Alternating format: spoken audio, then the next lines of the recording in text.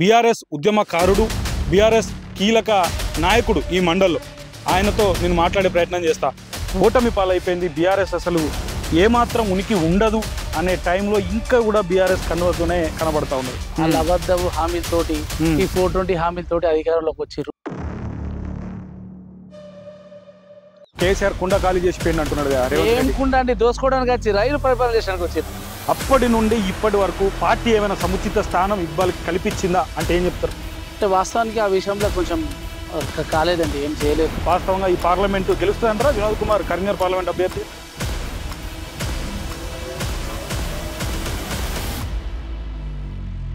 ఉమాతో మీకున్నటువంటి బాండ్ ఏ రకంగా? ఇప్పటికీ కూడా మా నాయకుడు కేసీఆర్ గారు 100% ఎక్కడో ఒక ఆమెకు ఎమ్మెల్యే టికెట్ ఇస్తారు. సో బీజేపీ మీద ఎట్లా స్పందిస్తాడు ఇక్బాల్?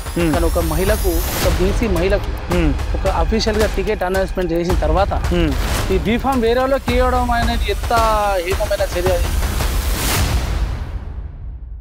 అవును, బండి సంజయ్ అంటారు. బండి సంజయ్ ఏం చేసినట్టు మాకు ఎంపీ కూడా 5 సంవత్సరాలు ఎంపీ కూడా ఏం చేసిందా చెప్పండి? డిపాజిట్ కూడా రాదు. బాధాకరమైనటువంటి రోజు ఏది ఉద్యమంలో పాల్గొన్న టైంలో తెలంగాణ రాష్ట్రంలో? కానీ ఆ గుర్తింపే లేదు కనీసం. ఆ పదవి నేను లాస్ట్ టైం ఎంపీటీసీ టికెట్ అడిగితే నాకు ఏం లేదు. ఈ దొంగలంతా ఖాళీ అయిపోతారు నిజంగా. స్వార్థం కొరకు వచ్చిర్రు, పదవులు అనుభవించిర్రు, మస్తుగా చేసిర్రు, బయటకు వెళ్ళిపోతారు కదా. మాకు సంతోషంగా ఉంది వాళ్ళందరూ. సో ఇక్బాల్ గారు ఇప్పుడు జరగబోతున్న పార్లమెంట్ ఎన్నికల్లో బీఆర్ఎస్ పార్టీకి ఏ రకంగా ప్రచారం చేస్తాం? వాస్తవానికి వాళ్ళు కూడా ప్రభుత్వం అవుతామని వాళ్ళు అనుకోకుండా, కాంగ్రెస్ వాళ్ళు కూడా అనుకోకుండా వచ్చేసింది.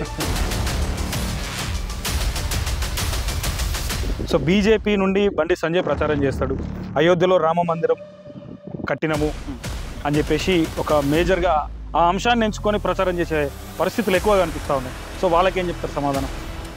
చూస్తున్నాం కదా, నేను చెప్పాల్సింది ఏముంది, అందరూ చూస్తున్నారు. నేను చెప్తే ఏదో ఇక్బాల్ ముస్లిం కాబట్టి ఇట్లా మాట్లాడిండు, టీవీలో ఇట్లా చేసిండు అంటారు, కానీ అందరికీ తెలుసు అది. కానీ ఇప్పుడు మా కేసీఆర్ గారు ఒకటి చెప్పారు, ఎవరు టీఆర్ఎస్ పార్టీ నుంచి బయటకు పోయినా కానీ వాళ్ళకి ఇన్కమింగ్ లేదు. ముందు ఒకప్పుడు వెనకట ఎట్లుండంటే నాయకుడు వచ్చిండు, తిరిగి పోయారు, గిల్ల కోటే అంటే ఓటెట్టిరు.